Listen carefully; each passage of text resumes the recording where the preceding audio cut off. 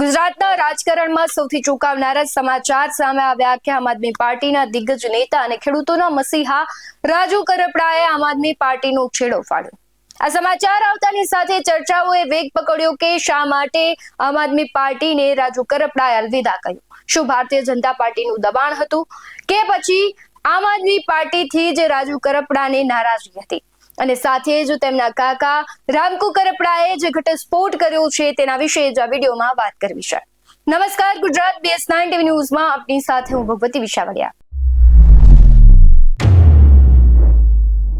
છેલ્લા ઘણા સમયથી રાજુ કરપડા જેલમાં હતા।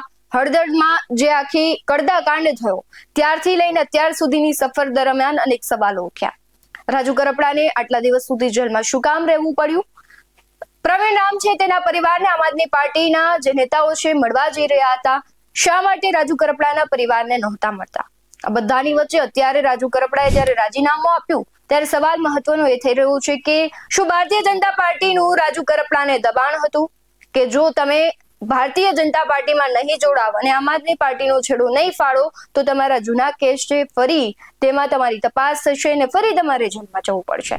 હાલ અમારા સૂત્રો એવી માહિતી આપી રહ્યા છે કે જેલવાસ દરમિયાન રાજુ કરપડાને ભારતીય જનતા પાર્ટીના અમુક દિગ્ગજ નેતાઓ છે તે સતત પ્રેશર આપી રહ્યા હતા અને કહી રહ્યા હતા કે જો તમે આમ આદમી પાર્ટીમાંથી રાજીનામું નહીં આપો તો તમને ફરી જૂના કેસમાં છે એક્ટિવ કરવામાં આવશે, ફરી તમને સજા થશે અને જો તમે ભારતીય જનતા પાર્ટીમાં જોડાઈ જશો તો તમને ટિકિટ તો નહીં જ મળે પરંતુ તમારા જે જૂના કેસો છે તે બધા જ પૂરા થઈ જશે।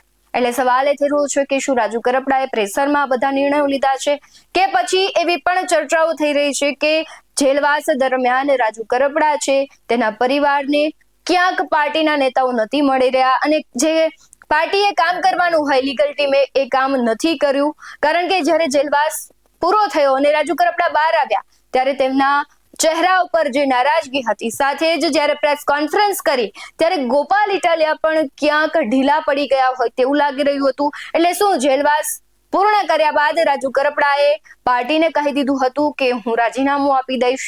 અને સવાલો એ પણ થઈ રહ્યા છે કે પાર્ટીના જે નેતાઓ છે તેના આંતરિક જૂથવાદ છે, રાજુ કરપડાનું કદ મોટું થઈ રહ્યું હતું, શું એ દિગ્ગજોને આમ આદમી પાર્ટીના નહોતું ગમતું, તેમના પદને ક્યાંક અસર કરતું હતું? આ બધા જ સવાલો થઈ રહ્યા છે, પરંતુ રાજુ કરપડાના કાકા રામકુ કરપડાએ જે ઘટસ્ફોટ કર્યો છે તે સાંભળીએ।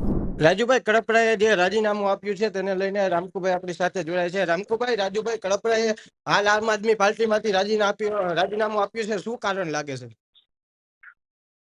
અત્યારે જે રાજીનામું આપ્યું છે એ સમાચાર મને સવારમાં મળ્યા, એટલે જે આમ આદમી પાર્ટીમાં અંદરનો જે વિખવાદ ચાલતો હતો એકબીજાના નેતાઓને અપ ન થાય એના માટેનો જે મળતો સંઘર્ષ ચાલતો હતો એના કારણે કઈ કંટાળી અને રાજુ કરપડાએ રાજીનામું આપ્યું છે। તમને કોનું કારણ શું લાગે છે? કોના એકબીજાના વિખવાદ હોઈ શકે એમાં? વિખવાદમાં એ જ છે જે બે ત્રણ નેતાઓ છે આમ આદમી પાર્ટીના મેન એ લોકો ને આ રાજુ કરપડા ને ગજગ્રહ હતો।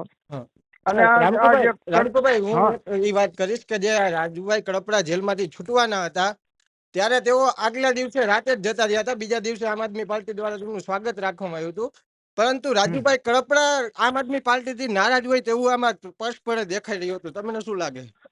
નહીં, જે તે વખતે ત્યારે થયું ત્યારે કોર્ટનો જ નિર્ણય હતો। કોર્ટે જે જામીન આપ્યા હતા એ જામીનમાં 11 શરતો સ્પષ્ટ લખવામાં આવેલી હતી કે ભાઈ કોઈ સભા સરઘસ આ તે કરવું નહીં, અને એ શરતોના પાલન માટે થઈને તે દિવસે નીકળ્યા હતા ને એમાં ત્યારે જે બીડા પહોંચવા પડે એમાં બીડું રાજુ કરપડાનું એકનું જ પહોંચ્યું હતું, બીજા 6 બીડા જે પાછળ હતા એ બીડા પહોંચી શક્યા નહોતા, એટલે ત્યારે કોઈ આ બાબત હતી નહીં। પણ રાજુ કરપડા બહાર આવ્યા પછી આ જે ઘટનાઓના જે જાણ્યા પછી એને ખબર પડી કે ભાઈ આમાં પાર્ટીના લોકો સામેલ હતા, એટલે એના કારણે એની નારાજગી હતી।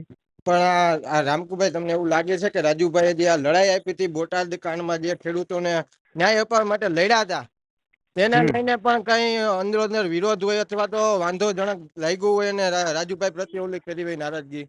એના પછી રાજુભાઈ જો 4.5 મહિના જેલમાં રહ્યો હોય તો પાર્ટીના આગેવાનો, પાર્ટીના નેતાઓને, રાજુ કરપડાના પરિવારની એક પણ આગેવાને કે એક પણ નેતાએ મુલાકાત લીધી નથી. રાજુ કરપડાને કોઈ પણ પરિવારજનોને પૂછવું પણ નથી. 4.5 મહિના સુધી જેલવાસ ભોગવ્યો હોય, જે માણસ કડદાકાંડ ખેડૂતો માટે થઈને જેલમાં ગયો હોય, ખેડૂતો પણ જેલમાં ગયા હોય, તો જિમ્મેદારી પાછળના જે ખેડૂતોને અને જે એમના પાર્ટીના નેતાઓને છોડાવવાની અને એની લીગલ ટીમને બધી ખડી કરવાની પાર્ટીની જવાબદારી હોય છે. એ પાર્ટીની જવાબદારીના જે ગુજરાતના આગેવાનો છે એ નિભાવી શક્યા નથી, અને એ નિભાવી શક્યા નથી એટલે સ્વાભાવિક છે કે નારાજગી કોઈ પણ આગેવાન હોય એને નારાજગી આવે જ, અને એ નારાજગીના કારણે જ આ રાજીનામું આપ્યું છે. પણ ઈસુદાનભાઈ દ્વારા ત્યાં પ્રેસ કરવામાં આવ્યું તો એવું કહી રહ્યા છે કે અમારા પરિવારનો માણસ અમે ગુમાવ્યો છે. એમાં ઈસુદાનભાઈ જે બોલે છે, ઈસુદાનભાઈ સાચું જ બોલ્યા છે, પણ કે એને પાર્ટી માટે થઈને, રાજુ કરપડાએ પાર્ટી માટે થઈને જે કામ કર્યું હતું એ જ્યાં કામ કરતો હોય દિલ દઈને જ કામ કરી રહ્યો છે. એટલે પરિવાર જેવી જ લાગણી હોય છે. પણ ઈસુદાનભાઈના ઉપર આ કોઈ આક્ષેપ રાજુ કરપડાએ નથી કરતો. ઈસુદાનભાઈએ જે એમનેથી થતું હતું એ કર્યું હતું, પણ બીજા જે આગેવાનો, જે બીજા નેતાઓ છે, એ નેતાઓ તરફથી સતત અવગણના રાજુ કરપડાની થતી હતી, અને એના કારણે થઈને એની નારાજગી હતી. જી તમે રાજુભાઈના કાકા છો, તો તમને શું લાગે છે રાજુભાઈને પાર્ટીથી નારાજગી હશે, કોઈ વ્યક્તિગત નારાજગી હોઈ શકે? વ્યક્તિગત નારાજગી, પાર્ટીની કોઈ નારાજગી નથી, વ્યક્તિગત નારાજગી હતી ને એમાં જે ગુજરાતના 1-2 જે નેતાઓ છે એ પાર્ટીને હેક કરી અને બેઠા છે, અને એના કારણે થઈ અને જે મેસેજ પાર્ટી તો દિલ્હીથી જે સૂચના આપતી હતી, પણ પાર્ટીને સાચા મેસેજ જ આ લોકો પહોંચવા દેતા નતા. એટલે પાર્ટીનું હું ન કહી શકું, પણ વ્યક્તિગત રીતે નારાજગી રાજુ કરપડાને હતી. જી રામકુભાઈ, રાજુભાઈ કરપડા હજી આ જ રીતે લડતા રહેશે ખેડૂતો માટે? ચોક્કસ ખેડૂતો માટે અમે હમણાં પાર્ટીમાં જોડાઈને લડશે કે કોઈ પક્ષ વિના પણ લડશે? પાર્ટીમાં જોડાવું ન જોડાવું એ રાજુ કરપડાને પોતાની વિચાર પ્રમાણે એને હાલવાનું હોય, એને નિર્ણય કરવાનો હોય. પણ અત્યારે ખેડૂતોનો જે છે એમાં ખેડૂતો બાબતમાં જે લડશે, ખેડૂતોના સંગઠન અથવા નવું સંગઠન બનાવીને લડશે.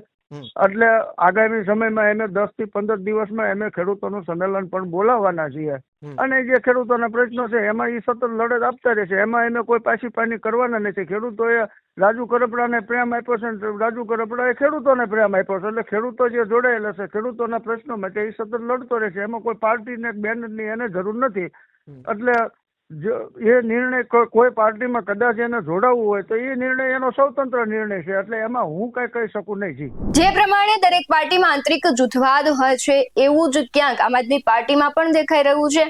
આની પહેલા જ્યારે કહેવાય છે કરસન બાપુ ભાદરકાએ પણ રાજીનામું આપ્યું હતું, ત્યારે તેમણે પણ એવી જ વાત કરી હતી કે આમ આદમી પાર્ટીમાં આંતરિક જૂથવાદ છે, ખૂબ છે.